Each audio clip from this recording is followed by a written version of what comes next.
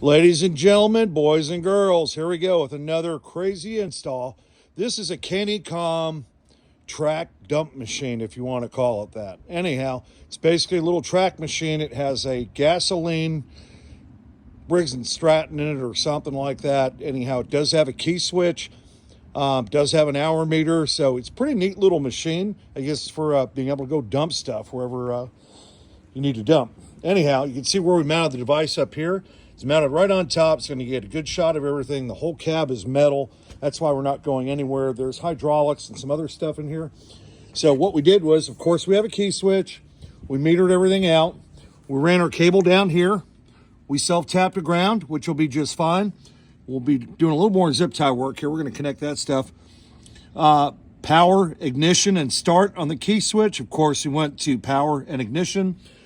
There's the hour meter. There's the install. She's checked in, works like a champ.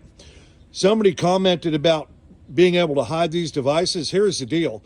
If somebody takes their GPS off your machine, you'll never know if it's been taken off. You'll think there's a problem with it. And then next thing you know, it happens on a Friday. You come in Monday morning, your machine is gone. So I like putting them on the outside. GPS cannot see through or pick up satellite signals through metal, any type of metal. I don't care what it is, just doesn't happen. So I like going on the outside. Two things.